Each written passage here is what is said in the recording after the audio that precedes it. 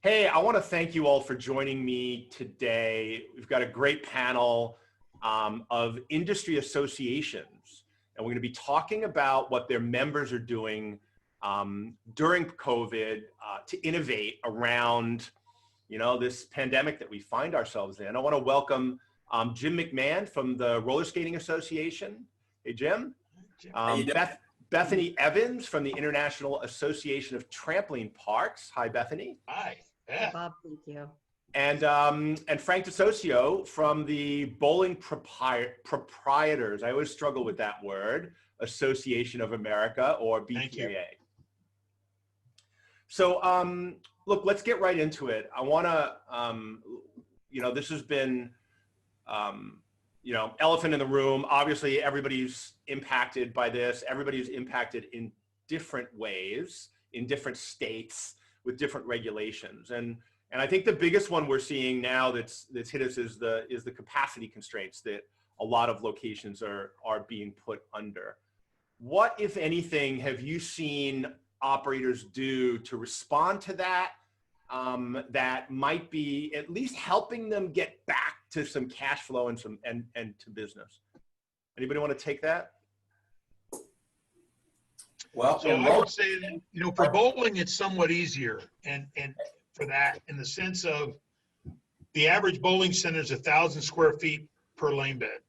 So we're big boxes anyway, and we've had great luck. It just seems like in bowling, somebody's mother, somebody's sister, brother works for the city or the county, and we've been able to get them to come out and see the location. And we believe it's all local. I mean, I know you have state government in Illinois it doesn't work, but in a lot of areas it does work, where you can get the local health official, the local county commissioner might even bowl, and they're there, and they end up being your champion to get open at a decent, at a half, but 50% or 75%. And then the secret to that is, again, to then execute what they've asked you to do and not try to cheat. I mean, that's to us is that we've had good luck with that. Awesome.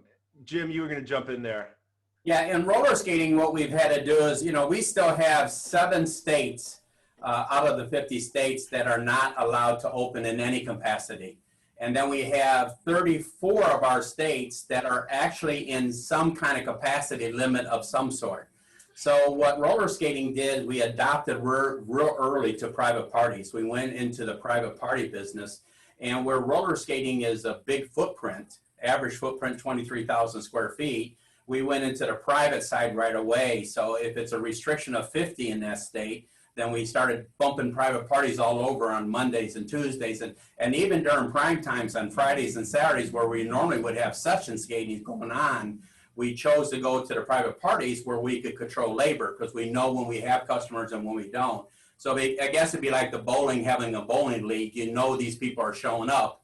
So we adopted to that, and then we adopted to family business, because when the industry at a whole, the environment is completely different than any environment roller skating's ever seen.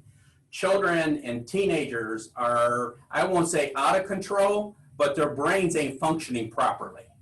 And so we've had to go to some limited types. So we started adopting across the United States real quickly into family sessions, where mom or dad came with the kids and stayed during the whole session when you're open to the public.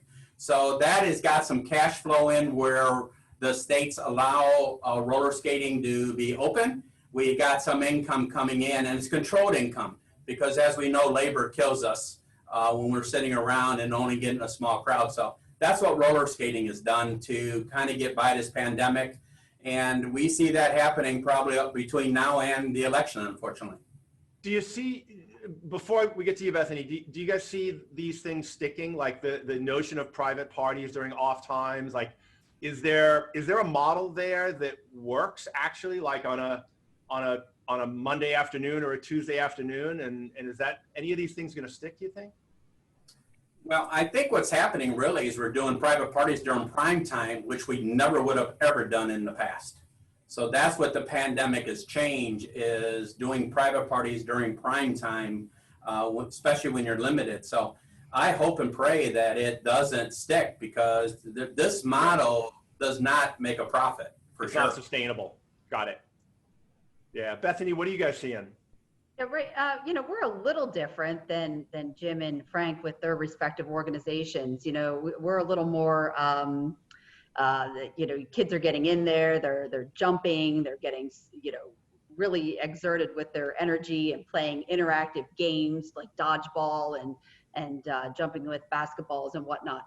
So we have been not classified the same in any of the 50 states. So it goes back to the old, welcome to the United States of America, 50 states and 50 different ways of looking at a problem.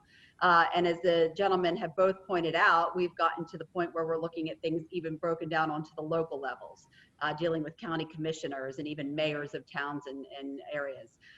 So what we're seeing with our parks is, like Jim mentioned, we're closed in a handful of states still, and the rest of the states we are pretty much limited with our capacity. We're seeing, about 50 to 60% capacity numbers.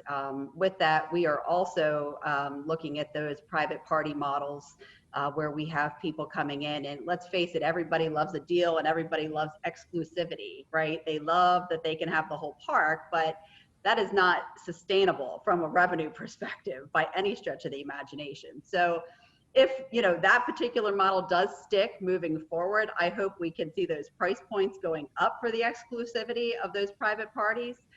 So maybe that is something that sticks after post-COVID life, but not at the price points we're seeing right now. Yeah, that's one of the things I wanted to ask about. Is anybody seeing people play with price points? I know, the conventional wisdom says when times are tough, discount to bring people in, but I tend to be a proponent of raising prices for VIP experiences. And I'm wondering if anybody's experimenting with that in your networks and constituencies. I mean, I think for us, I haven't seen the birthday party packages being offered changing. The experiences are more personalized. So there is a value to that. When kids are coming in and your virtual classrooms have changed the dynamics of birthday parties, quite frankly. Whereas, before let's invite the whole class. Now you might be inviting, those 10 kids in your class that you're super, tight with. So we're seeing some shifting in that regard as well. I don't know if the other gentlemen are seeing those shifts, but we're definitely seeing shifts in the birthday party and the overall experience. Similar to Jim, we're seeing more and more of the reservations. I mean, we've always taken reservations in bowling for the casual use or the VIP. We've always done. Now we're seeing it where they just call them. We've always had some, don't get me wrong, but it helps us to control the model inside the center to stay at the 50%. Hey, we can't take you at 7, but we can at 9. So it doesn't, we haven't played with the pricing yet in most cases. The other thing I would say is we see the opportunity if more and more kids are going to be learning from home and it's going to be virtual classroom, they're going to have at some point in time, they're going to have a physical activity to continue with what they're doing, and we're trying to expand into that as well. And again, but we see all that sticking, and I'm not sure any of us can say what it's going to look like in 6 months right now. Yeah. We just hope we can all get to the business model that let's break even. Well, look, and buy runway, right? I mean, that's what everybody's trying to do right now is buy runway. And the good news is, because of the political climate, they're pushing hard on finding a vaccine, which is going to shift the attitude of the public and the media. And I think that's going to help as well. And my suspicion is by the end of the year, we'll start to be on the downslope of this whole thing. Agreed.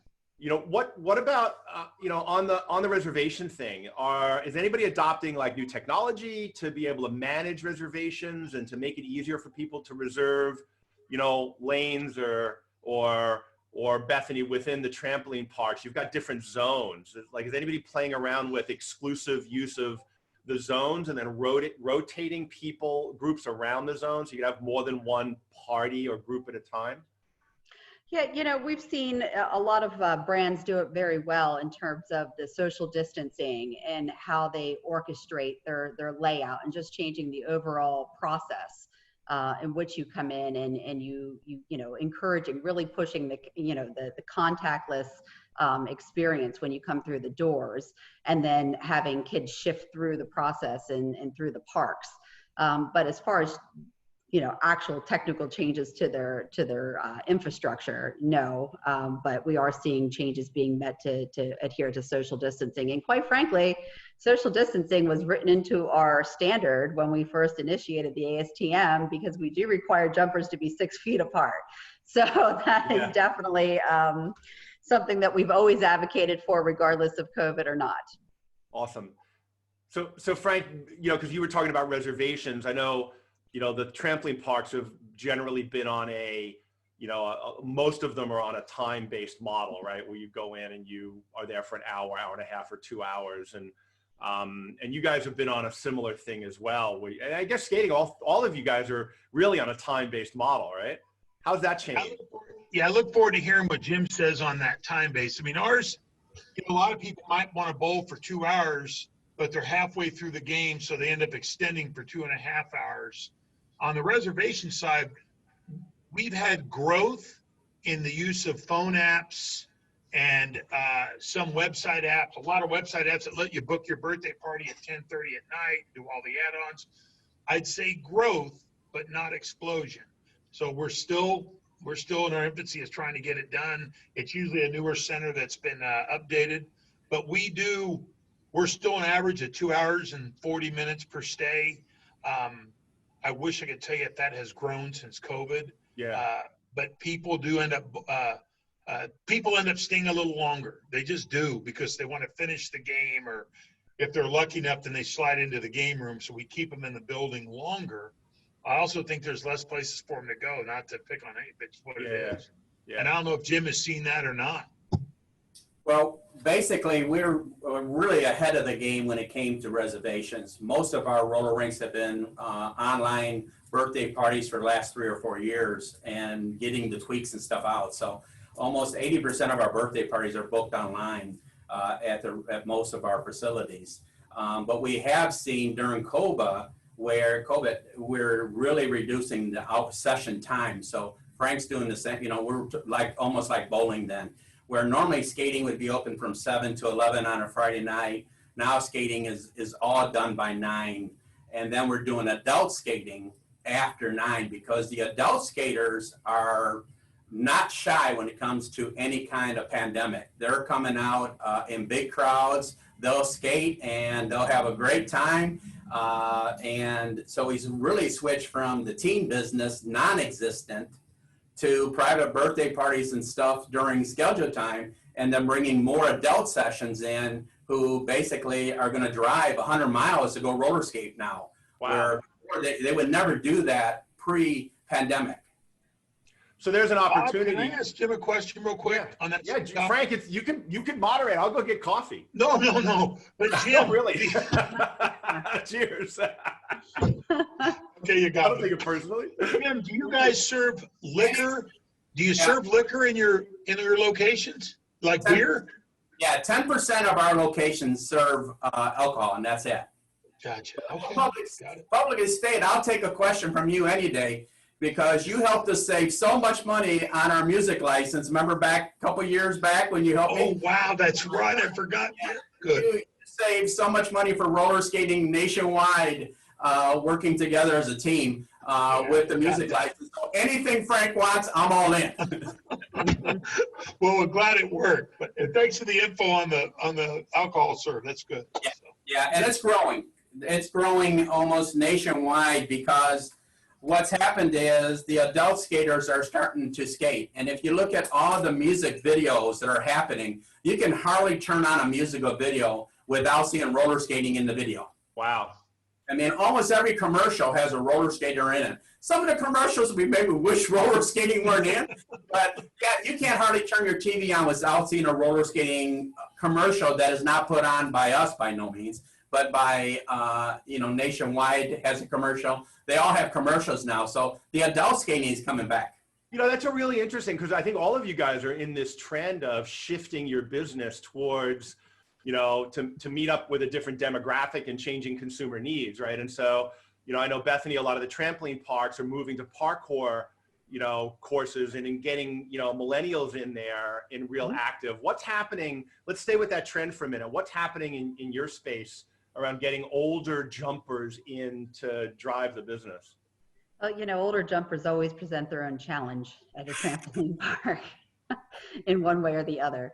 But we've seen a complete shift in our parks in the last, we've only been around for the last decade, quite honestly, and really only saw real growth in the last 6-7 years. Going from 40 parks in 2012 to the 1,200 and plus we are worldwide now. So we have our Gen 1 parks, which are your basic trampoline parks, but now we've seen the addition of so many different attractions, from climbing walls to ninja courses to, sky coasters, you name it. And what we're seeing is it's the all-inclusive experience for the millennial family, right? So millennial families tend to want to participate with their children. It's not the moms and dads who are sitting back and watching, like myself, because I'm not a millennial and I don't get on a trampoline, in full disclosure. But we're seeing that. We're seeing the families engage as a whole in jumping with their kids and having those family experiences. So definitely we see that trend in our industry. Yeah, and Frank, I think it was, from my observation, and correct me if I'm wrong, it was really kind of like Lucky Strike that started this trend of making bowling hip again, right? And now that's caught wildfire, and it seems to be exploding everywhere. What's happening there in that trend? Yeah, and we're seeing that same growth. I mean, it really was started by some other guys, and then Lucky Strike took it to a new level. But most centers are installing VIP areas that are really geared more to the adult than they are to the youth. And the activity of bowling is just it's just a fun activity, similar, Bethany, to your guys, where people can do it together. And with bumpers that go up for the kid, but not dad, they can compete. But we're seeing this growth of this hip Friday, Saturday night. Matter of fact, we're probably having to promote a little less than we used to because it's just been coming.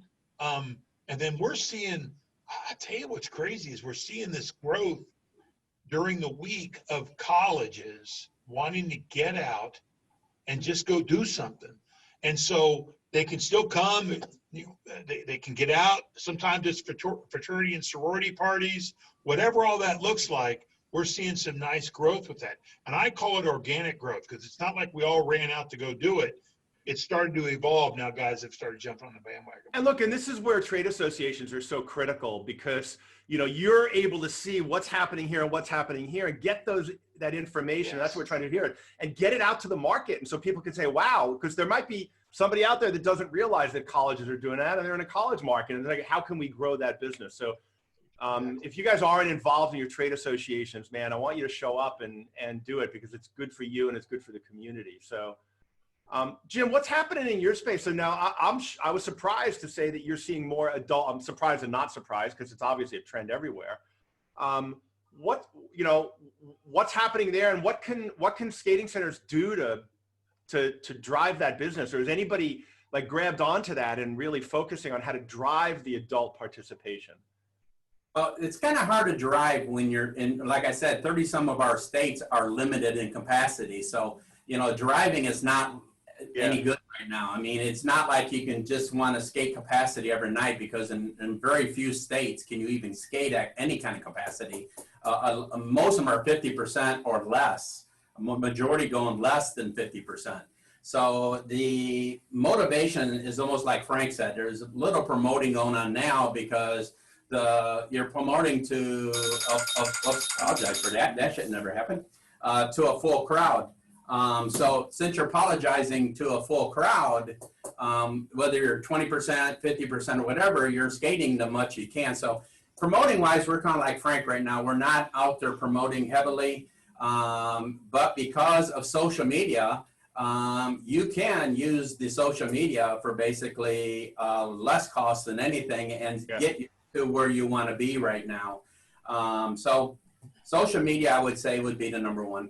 Yeah, cool. So there's another new technology trend that I know is big in bowling, Frank, which is projection mapping, right? Where they're You know, they're projecting onto the lanes this interactive video that reacts to the ball and the bowler. And so what's happening in that space? Then I want to see, I know Bethany, I've seen a little bit of that in the trampoline parks. I don't know if I've seen it in skating yet, but I want to throw that over to you and see what you think about that. We're seeing some growth in it. It's quite expensive to put in. So if you're gauging what you're going to do with your CapEx money, it's a different spend.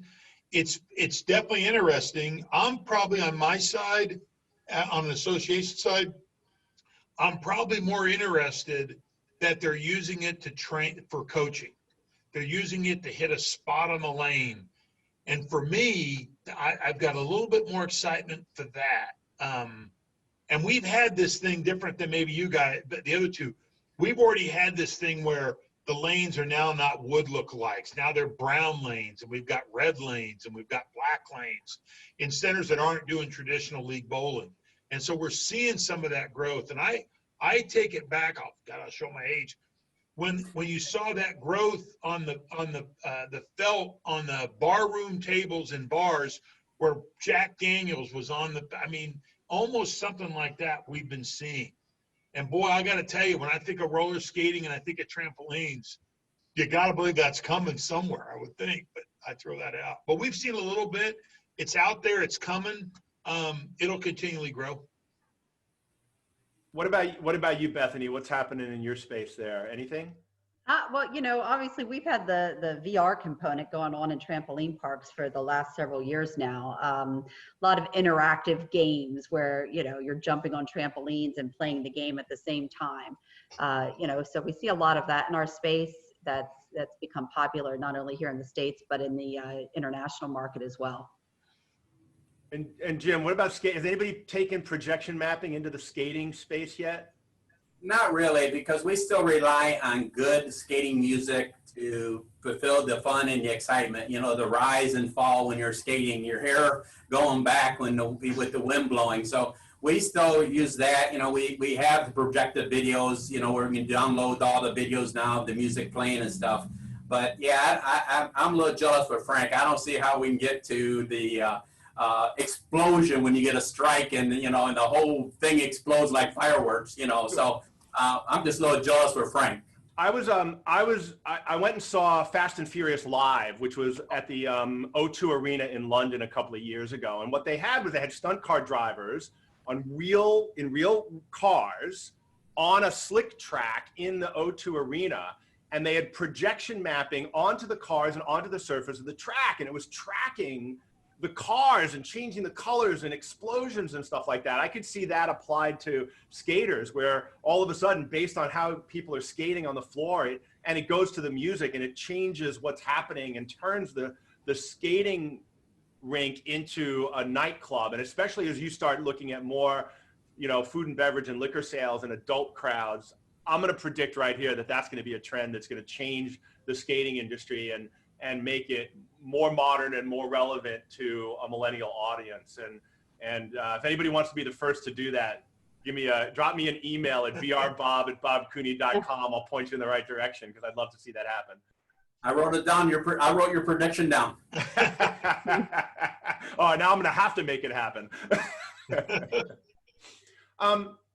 What else is happening in the space as far as innovation goes? Like COVID or not COVID, what are the big trends that you're seeing, and what are the big trends that you guys predict based on seeing the whole market and how it's gonna play out? Bethany, let's start with you. Sure. As far as, obviously right now we are kind of, everybody's in a survival mode, right? So we're looking for ways to help our members survive and thrive during this transition period that we're all in.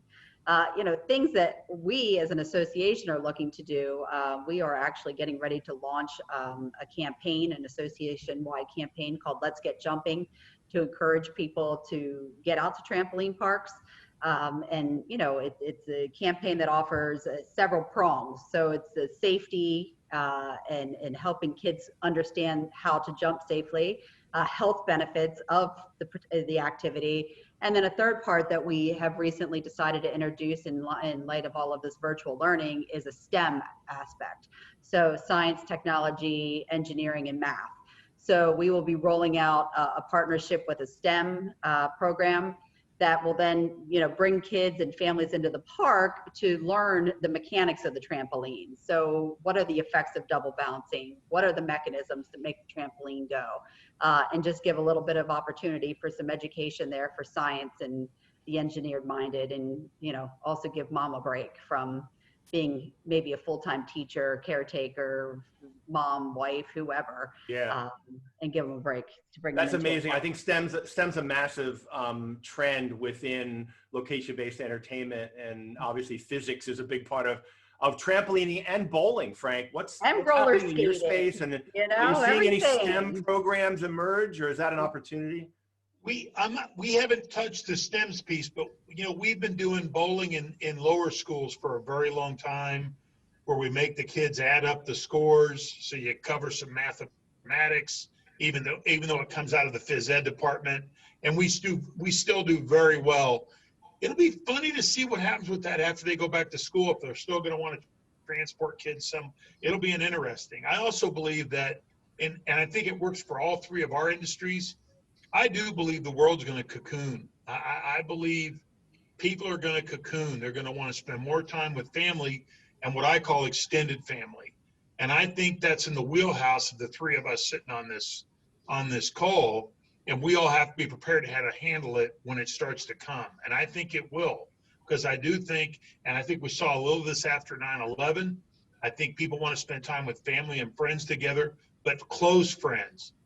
Close family, and just spend time, not just trying to watch TV or not just trying to sit around the back. They want to do something. And Beth, you addressed that earlier, and Jim, so did you. And I think we're going to see more of that. And I think industries like ours are going to really benefit. It's really interesting. Linda Fernandez, who's Fernandez Fun Factory, probably the oldest family entertainment center company in the country, over 100 years old, and she's based in Hawaii, and she told me their average birthday party there is like 35 people, average, because the whole Hawaiian Ohana family thing, the cousins and uncles and aunts and everybody comes out, and so I think models that adopt to that, we might be able to look to Hawaii and see how do they handle that and how do they do it, and I'll see if I can't get an interview with Linda and get her on camera, because she's one of my favorite people too. So Jim, what's happening in your space as far as anything happening regarding, but before I go, Frank, I want to say, I didn't realize they were using projection mapping for bowling training and skills. And it would seem like the opportunity to turn that into a physics lesson would be right there too, regarding velocity and spin and angle and momentum and all of that. Einstein, Newton stuff, whatever. I'm not a science guy. They're using some of it on the PBA tour, where they actually tell you where the ball hits, the revolutions on the ball, how far the ball goes before it hooks, how fast it's going. Now they have a remote one you can install on a pair of lanes or across your house. That's on there now. And so when you take all that, it helps the coaching. But as you call it, displaying it on the lane, it's getting better. And they supposedly have, I've not seen it, but another one will then lay out the last 5 balls you've thrown, and if you've hit the same spot twice, the same location you're looking at. But it's growing technology for us. We try to live really deep into the coaching side and bowling. If you pick up 2 extra spares a game, you love the game that much more. And so it's just part of what we can do. And I wish I could tell you it's some huge, hard thing to go from 4 spares a game to 6. It's not. And so if we can do that, it really helps us. It really does. So thank you for bringing that back up. It's really helpful. Yeah. Hey, Jim, anything in the STEM space in the skating industry that you're seeing signs that there might be an opportunity there? Education? Yeah, we've been successful for about the last 8 years with science, technology, engineering, mathematics. The majority of our rinks have STEM licensed teachers, and STEM is a huge part of our operation. And I can tell you from being in the roller skating business for 46 years, when you see a STEM class where they actually take a pair of skates apart and actually take the bearings out and the wheels apart and take the truck off and lay it out on a desk or table and then reassemble the whole thing. It brings tears to your eyes that the students are learning how the science of a roller skate actually works, and why the truck pivots so that you get your left lane and your right lane by the adjustment on the truck, and what the toe stop actually usage is. It just brings tears to your eyes. And we have all sciences from first grade all the way through 12th. So four science for each grade all the way through 12th. We've been in it. This will be our 8th year.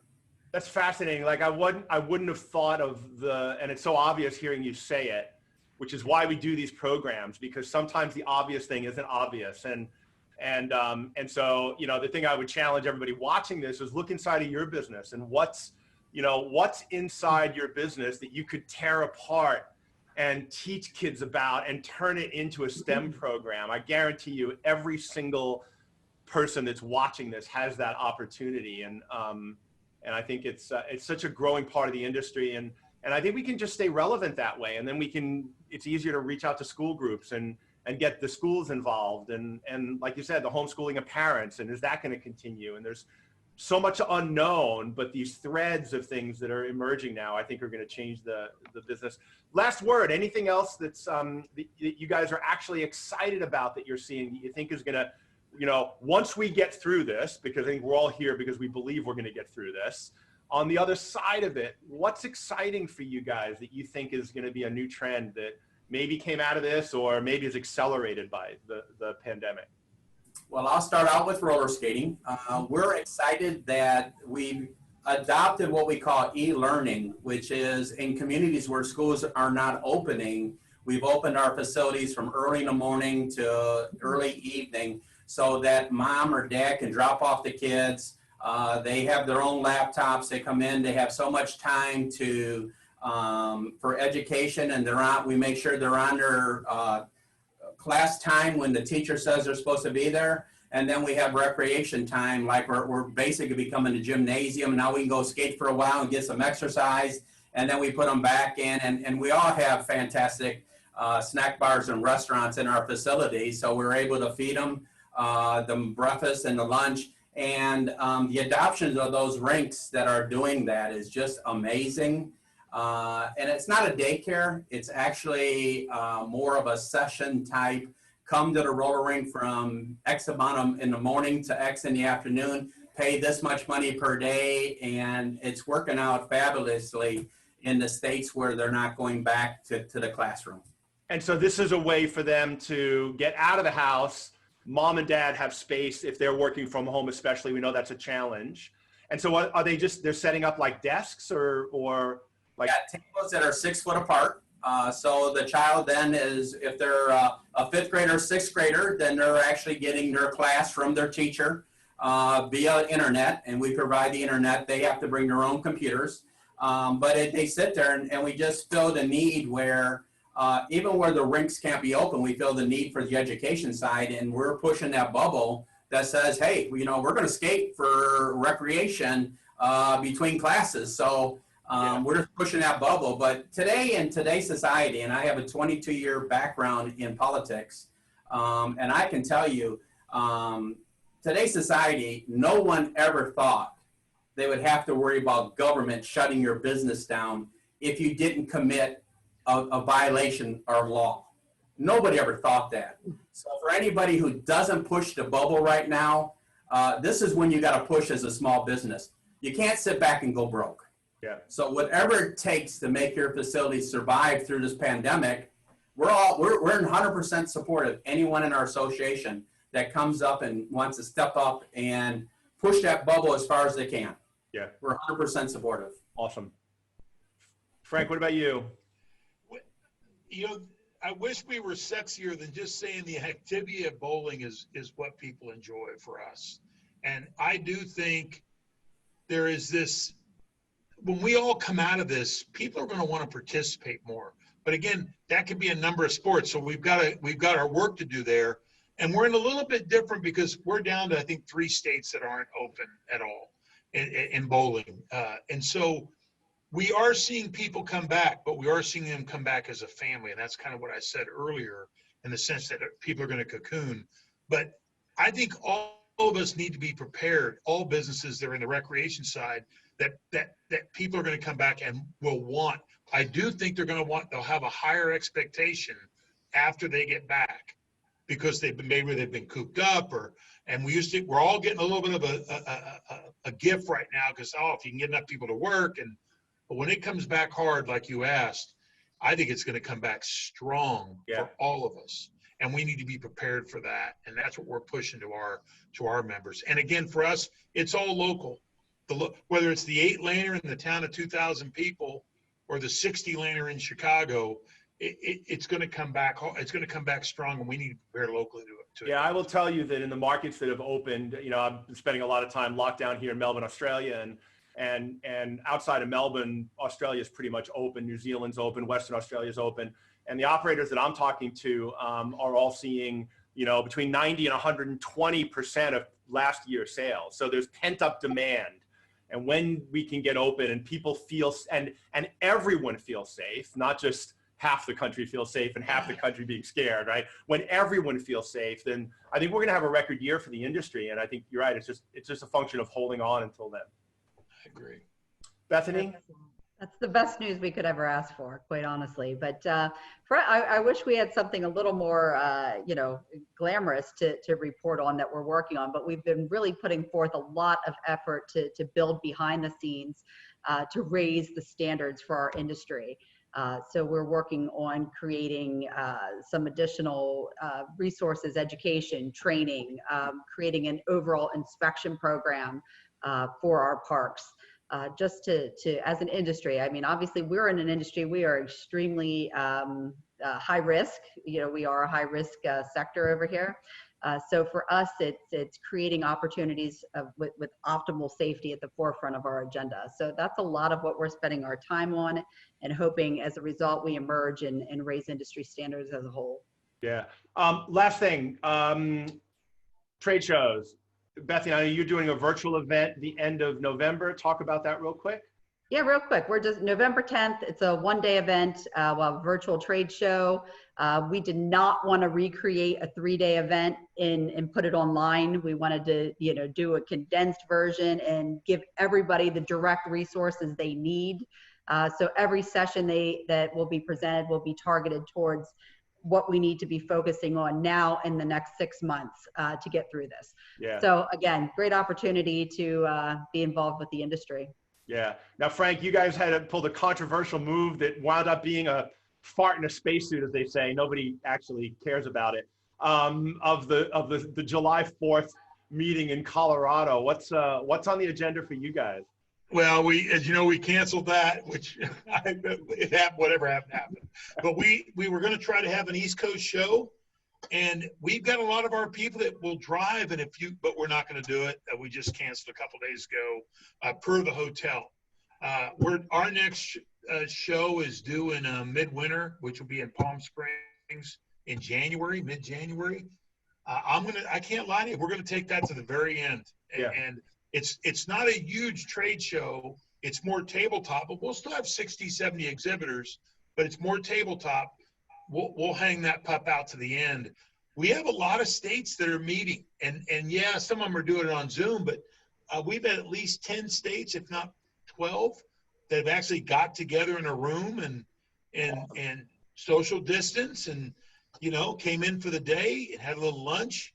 You got to do that different, no buffet, so you're doing boxes. And so they want to meet. And as much as I love Zoom, and I'd be the first guy to say, and I do like it, there's nothing like the face-to-face experience for our members. It's just not. And so you are going to have, right now, I guess your next big annual show is in the summer of next year. And I got to feel good about that one. By summer next year, we're doing it. I don't care what they tell me. And back in Vegas? Louisville, 3rd week of June. Louisville?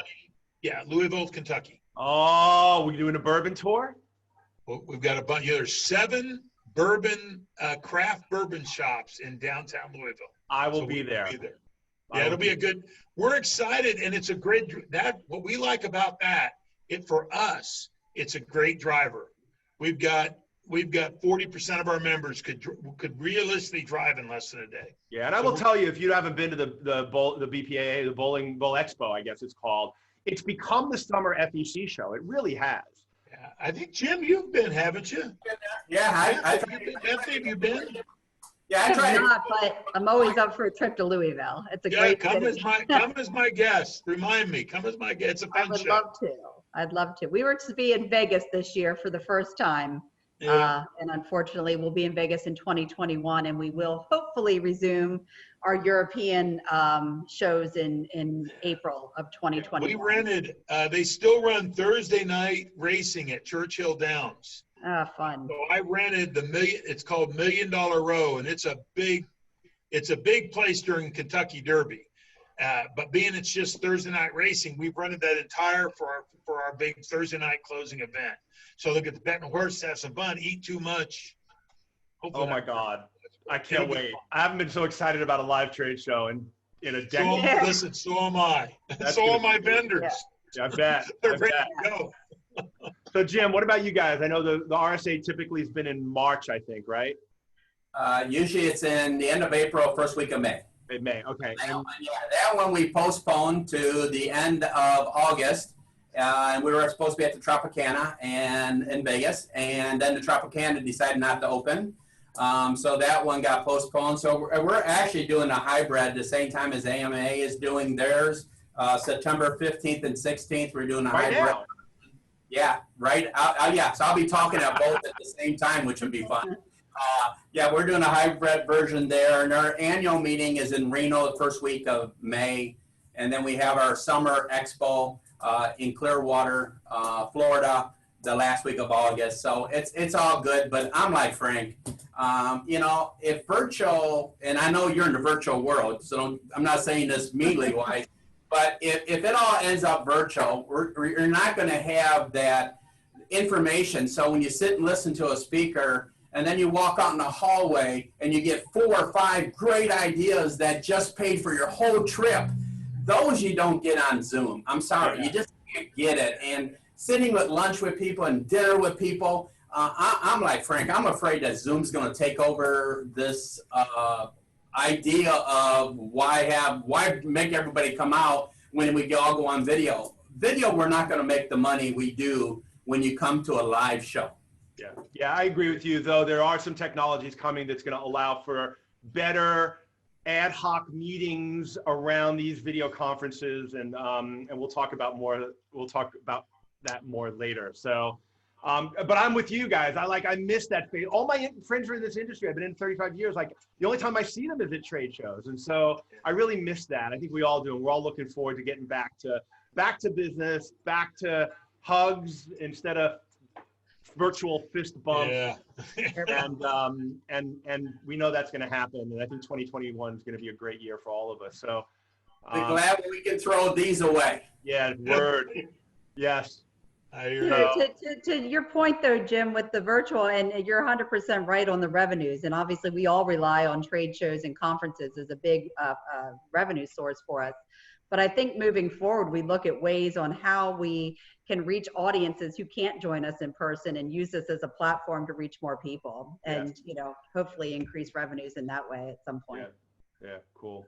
Well, guys, I want to thank you all for showing up today and doing this and sharing with everyone what's happening in your industries and with your constituents. And I want to thank everybody for tuning in. I hope you enjoy the rest of the AAMA annual meeting and virtual gala.